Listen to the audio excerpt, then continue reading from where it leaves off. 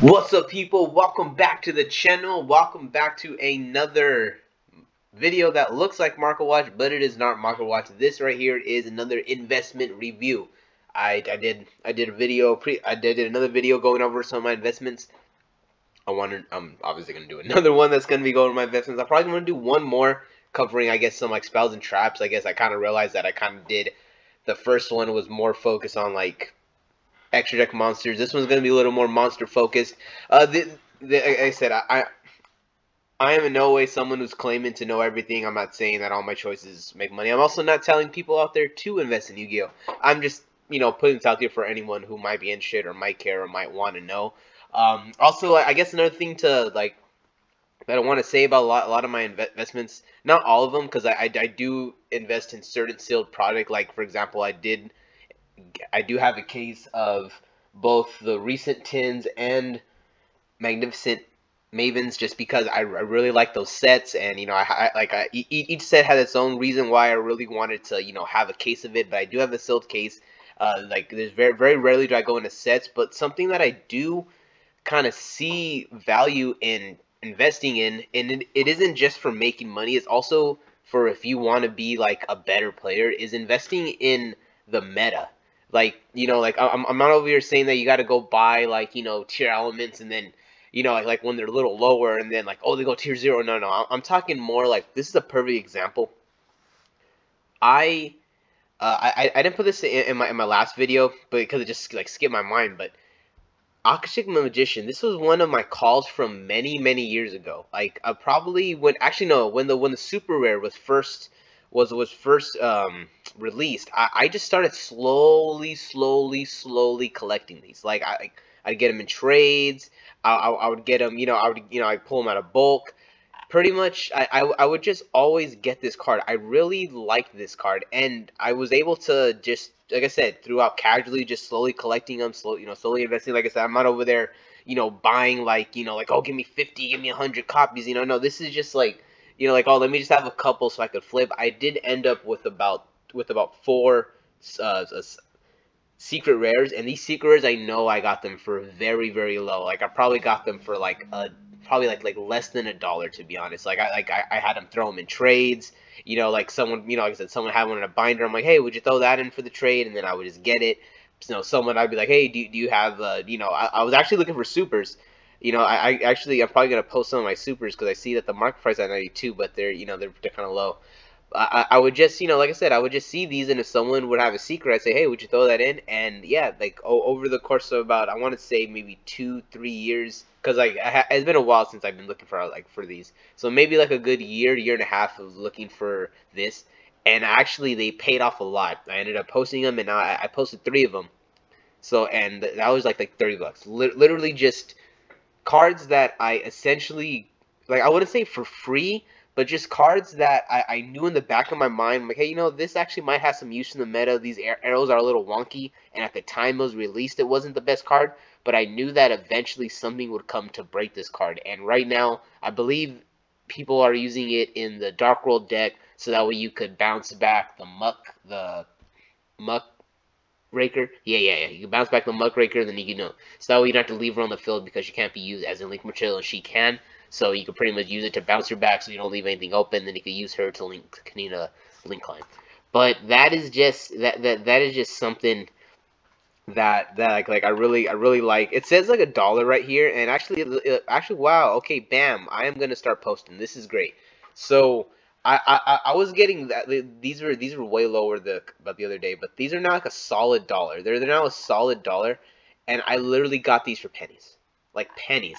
I'm about to pull them out. Probably have like 20 of them, and I'm not saying you're gonna hit on every single one, but like when you could get cards for very cheap, and if you're investing in the meta, like I understand, like I'm gonna get the first dead Dark Magician, and it falls in value, and it's like okay, like that's that's a little crazy. If you have the money for that, that's should be investing in probably invest in something that'll get you a little more return. But if like for the meta, because the Yu-Gi-Oh meta is always moving, that's always something that people are gonna want to do. They're gonna want to play. Like it isn't bad to invest in the meta. And this was a call that I made a while ago to where I was gonna get me some, and now I'm gonna go and post these for $1, and I already posted these for 10. So yeah, that's actually a really cool hit for me, and I forgot to put that in the last video. The next card that I'm putting up here is Maxi. So Maxi, I have probably half a page left of Maxis. The whole thing with Maxi is just ban list hype. Like if you're someone who you know who like just kind of has that FOMO, yeah, this is, yeah, like Maxi is targeted for those people. Like every once in a while, the rumors of Maxi coming back are a little higher than others. It's ever since the card's been banned. It got back to 1, then they banned it. Ever since it's gone, always rumors. Well, they bring back Maxi. The game is so fast. The game is this. The game is that. And in all honesty, I really don't feel like they really want us to have Maxi. Like the OCG and TCG ban lists have been split for a while, and they made it abundantly clear that they want our ban list to be focused more on product, and like it's I guess it's more of like 70% product, 30% meta, and Maxi being on that list is very much part of them caring about the meta. Like they understand what kind of meta Maxi provides. If you play Master Duel, then you know what kind of meta it provides. I guess Master Duel is not the best example because it's a best of 1, so people really hate Maxi. Like it just sucks because it's like you play Maxi, you might as well just concede and go to the next game depending on what deck you're playing. So when like in the over here in the TCG, there's a little more answers. You have the best of 3, so you could work with it, but it will still be bad. It'll still be there. It'll still be an issue. And this is just, I like just having these around because every time the ban list comes around, these just shoot up. The goals go to like 20s. These go to like 40s. Well, maybe not 40, but these, let's see what these were at. I think these were almost at 40 at one point. 31 December. Now they're actually starting to climb. They're actually kind of starting on a bit of a decline. They're right here on the 29. They usually stick around there though. They're usually sticking around in that kind of in the price point 30, 31. So I guess in the last, I guess I have let's see, it's going like on a 1 year trajectory here. I guess like 36. I guess me a 40 were just there's probably a couple of fringe 40s, but usually like 35 is kind of where the ultra rare like lies. And usually when it hits like like when it goes to like that 30 range, like that hardcore 30 range, like right now it's, you probably get a couple mod plays for this price.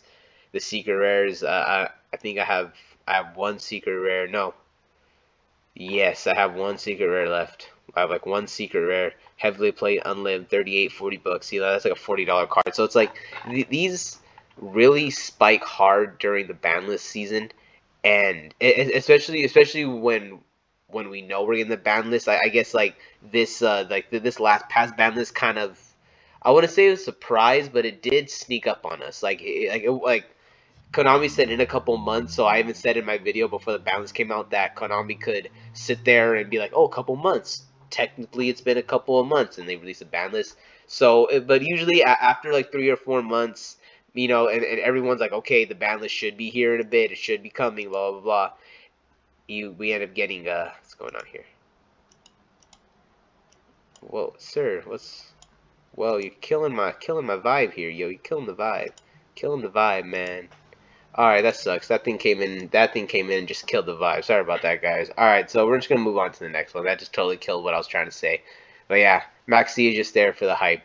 Like, it isn't like I really don't believe it's gonna come back. But if it did, that'd be awesome. But like I said, if you have a chance to get these, just get some. You never know. Denko Sekka. Okay, so Denko Sekka is very interesting. There's a lot of different copies. It has the common, it has the ultra. It isn't hard to get Denko Sekka, but Denko Sekka is a very good card, and I could very much see trap decks, coming back. You never know. Like even if it isn't like a hardcore trap deck, just a deck that runs heavier traps, you're gonna want to have that Denko Sekka. Like if Outlet becomes a problem again, I mean, Aldrich could out the Denko Sekka, but Denko Sekka would be a good option. You also have the Labyrinth. They get too much out of control. Maybe you want to drop in a freaking the Denko Sekka. A lot of you want to understand, like, a lot of these trap decks literally just have a hard time dealing with Dango Sega. Even with Labyrinth, like a lot of their cards, the Labyrinths need traps to be activated. So if you just have a freaking Dango Sega on the board and they're not activating traps and they're not triggering their big ones, yeah, we're just gonna go and leave it at that. Actually, it seems like the secret rare has been going up a little bit, like 170, 178. It has been kind of like trending. Here's actually no, it's been falling. It has been falling. Actually, there's a part where it was at $3. But to be honest, I kind of hold these. Look really really nice, and I would not want to be caught without my Danko Seka. Like if you get these ultras or commons, I mean, like go for it. But if you want the nice pretty ones, they're at a pretty good price for now, and I would just pick them up before they might be $5. Animador Archosaur. I do not like pronouncing this card's name, and I'm not going to spend too much time on it. Dinosaurs is a hell of a deck. You never know when it's going to come back. You never know when it's going to be meta. You don't know when it's going to be rogue. You don't know when it's going to be tier 1. You don't know when freaking little Timmy's going to come down your locals and smack you in the face with the ultimate conductor Tyranno, and you're not going to, and you're just going to sit there and just have to be the laughing stock and be like, you know what, little Timmy, good game. I'm going to go to the bathroom and I'm going to cry. So yeah, like you just never know when something like this is going to happen, and you just don't want to be caught without this guy. So I would very much, I very much have a set of these, and I might want to get a little more because these right here, there's only 2 printings, and if there's not another reprint, and dinosaurs become slightly good, bam, these are going to go up, and you're going to be making a little money. This, I wanted to put this one up here. This is an example of a failed investment. So I invested in this card a very long time ago. I had faith in it. I very much assumed that like something was gonna come out. Like I already know that there's like the clown blade where like or like I guess where you have the oh, what's it called? Is it a Performapal? Is it the clown?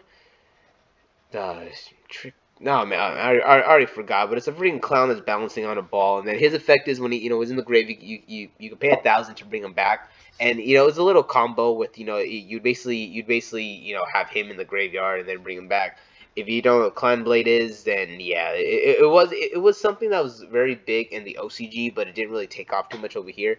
But it's just like a little rank 4 engine that I believe you used to use off of Brilliant Fusion, so it's not even that easy to pull off anymore.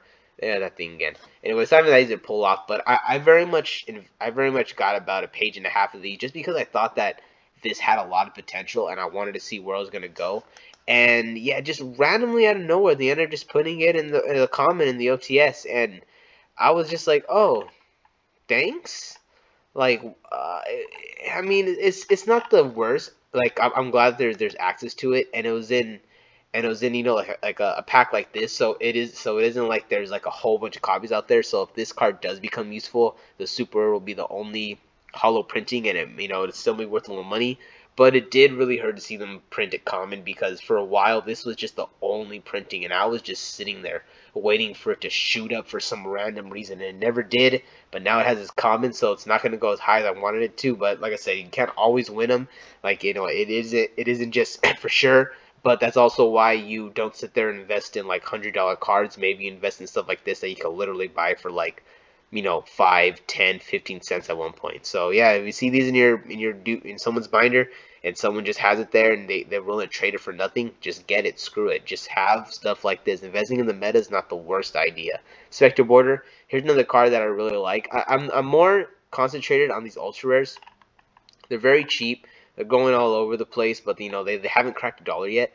I can see these being like $2-3 in the future. Maybe not this year. Maybe not next year. Maybe even not the year after that. But if we continue to just have these 3 reprints, because I don't really see some crazy deck using the Spectre Border. But if we could just have these 3 reprints, maybe like a year from now, these will be $3 cards, and these will be pushing 5 to 10s. Like, Spectre Border is a really good card that just can't be used in every deck. Like, it's very hard. Like, if Inspector Border didn't have the whole, basically the whole thing with Inspector Border is you can't summon him if you control other monsters, and then once he's on the board, he negates everything. So it's a really hard card to like either add to your combo or to like combo with. So it pretty much is, you have to play it as like a standalone, or maybe in like a very slow normal summon focused deck, like to where like you just kind of could either gain an extra normal summon, or you're more focused on just normal summoning, or you're playing trap stun. Like it is very hard to just run this. If you could summon this card, if you could just if this card just didn't have the text of you can't normal summon this card or special summon this card while you control monsters, this card would be freaking broken. But because of that, it'll just always kind of be in that limbo, and I can very much see this card, this price soaring up a little bit.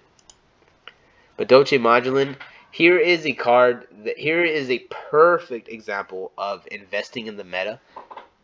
Modolches always go like Modolches are always a fan favorite deck that a lot of people want to play, but they're very much restricted to what's going on in the meta. Like if there's if there's even a decent tier 1 deck, then Modolche just kind of shuts down. Like, it has all these cool combos. It could spam, it could do this, it could do that. It has the non-targeting removal. But in a tier in tier 0, even now, even in this tier 0 meta, to where to where like everyone's trying to banish stuff, it's still not even the best. Like I just remember that there was a point where this deck was very powerful and was very feared, but now it's just there, and it's at full power. It's just pretty much there, and no one's just kind of listening. They're like kind of really respecting it. For the longest, we did not have a reprint for her. She only came in super, and then we got the dual Overlord ultra rare, and man, the second these hit, I just started picking them up. When they went to $1, I went to everyone who was there who was willing to sell them for $1, and I just went and bought them. Recently shot up to almost $4, and I was able to post a good amount of them. I still have a playset, and I'm gonna go and wait, because this is already the higher rarity, and this is already, you know, like this is already showing that it's kind of trending a little bit. See, like the first editions are already starting to go up. See, like the first edition, look at that. Lively Play first at $375, like $475 if you include the shipping. Almost $4, almost a $4 card even without the shipping, and that's for the super. I could very much see the ultra being something. Look at that, $294, $275, $3 card without the shipping, $4 card with it. This is the card that very much could do something. Unknown Synchron. This one right here, there's a lot of comments, so don't worry about that. I'm more focused on the secret rare version of this. I invested in these kind of, I guess, maybe a year after Link, the whole Link format started, when there weren't, I guess the best Link monster was probably Firewall and the original Borrelord Dragon. And eventually I was like, okay, you know, they're gonna release good Link monsters. We're gonna need more Link spam. But Konami did, I don't, maybe not the best job, but Konami very much did a very cool job of releasing a lot of really strong. I don't know, maybe I'm tripping out over here, but I'm over here. I'm just thinking about, like, you know, like a Goki, and then you had the World Chalice. It's like it's like those are really some cool like Link strategies. Although the only one that was really viable was the Goki. I guess what you also had Salad. That was a really good Link deck. Basically, what I'm trying to say is, like, the Link summoning never got a chance, I guess, to do what XYZ and Synchro kind of did, to where you would play the quote-unquote toolbox, you know, deck, to where it's like you just have a hodgepodge of these monsters that summon themselves, and you put them together, and you do your combos off that. Konami, with the Link era, there was a lot of good Link archetypes that very much, like, you know, took over, and there wasn't really that much of a need for a card like this, because a lot of decks had their own version of this. Like, maybe not this exact whole level 1 tuner thing, but they had like their own tuner, their own special summoner from their hand, their own extenders, and they really didn't need any extra extenders, so that really kind of killed the momentum of this card. But it's all good. It still has potential. And the Dragon Ruler. So here is something that, if you have these laying around in your band pile, you ban this, you ban that, just put them to the side. It doesn't really hurt. I'm not gonna spend too much time on them, because this has like the 4 printings, but it is very, very, very good to have these, because the second if they start slowly pulling them back, especially if we get them all at one, like I really believe that yes, Dragon Rulers would like I think dragons in general would become a deck. Like, and I don't even think they would necessarily be like tier 0 or anything. They might contend for tier 1. They very much might contend for tier 1. I'm not gonna sit there and say, oh, we can bring them all back, but we do have the babies. I think, yeah, we have the babies back, and I think Konami is just so afraid of just giving us back these cards. Even at 1 copy each, they can do some damage. So yeah, just always you want to be prepared. If you get the originals or the secret rares, I would go and pick them up. These ones right here, I thought maybe they'd be something, but they're not really doing anything. That's a gold. People don't like gold. Secret rare or rare. If you have a chance to get these, pick them up. The last card I want to talk about is number 000 from the Legend of Blue Eyes Trihorn Dragon. It is... This card made me angry because I was doing I'm trying to do a complete collection of the original set, and I'm only missing three cards. No, yeah, I'm missing 4 cards. I'm missing 2 pieces of Exodia. No, I'm missing 3 pieces of Exodia, and then I'm missing like a random spell. I keep forgetting to get the spell when I go to Frankenstein's, but yeah, like I'm yeah, for the longest time, I remember I had the whole thing in my binder, and it was all good, and I had it there, and then I realized that I did not have number 000, and I remember just sitting there and having to move every card because like at the time I figured it out, I didn't have the full collection. So like I had like a whole 100 and I think it's like 121 like slots in my binder that were perfectly allocated to fit the entire set, but then I had to shift everything over 1 to fit this number 000, and I was just remember just being so aggravated because like stuff like that really pisses me off where I'm just sitting there and I'm like, and I know in the back of my head that it's not fitting in there right, so I sat there and wasted all my time to move it. And yeah, like ever since then this card has had a little bit of I look at it with disgust. But I also have had a chance to get another copy of this, and I am very happy. Like, I'm just gonna go ahead and we're already on page 11. Good. So a near mint first edition copy. We're gonna go to 10 right here. So look at that, damage, light play, near mint first edition. 400, 447 for that. This I got these. I got my first one a long time ago. I bought it from someone, and it is really good. Like I want to say it is in the near mint range, and I bought it for like 10, 15, like $10 to $15. So like this one's a little bit more of like this goes out of what I say. Usually I say only invest in meta, but not everything I invest in is meta. And something like Trihorn Dragon, this right here could be a cool like investment. Like, of course you don't want to get the damaged ones. You want to you don't want the damaged ones. These are already really high. But you know what? If you have like some trades, maybe you might find a light like a light play one. Someone's willing to trade it. That's something you want to get. Like these right here are like really cool because okay, yeah, it isn't like Blue Eyes, it isn't the Dark Magician, it isn't Red Eyes, but it's like a very obscure piece of a collection that maybe a couple years from now, people who are like trying to finish their entire Legend of Blue Eyes set realize that, oh, I have every single one, and someone's like, do you have 000? And they're like 000. Boom, Trihorn Dragon, bam, there you go. All right, guys, that's it. I'm done. I filmed a video, earlier, filmed another one. It's the 3rd one I did today. Hopefully you guys are enjoying the content, trying to get more videos out, trying to get a little more clear and concise with this. I know I'm having issues with this audio. I'm trying to fix it, but also do not have the time to sit there and do it all perfectly. So some of them are going to be better, some of them are going to be worse. I thank every single one of you guys for sticking around. We're now at like 55 subscribers last time. 53, 55. I'm not 100% sure. I got to go back and check, but I am very grateful for all the subscribers that I've gotten so far. Like I said, I'm still gonna do the giveaway with the Ash Blossom, but I think I have a better way to do the giveaway. So, but once we get to 100 subscribers, I'll talk more about that. And like I said, if you guys like what you guys like the content here, please like and subscribe. If not, it's all good. Thanks for being here, and I'll catch you guys in the next one.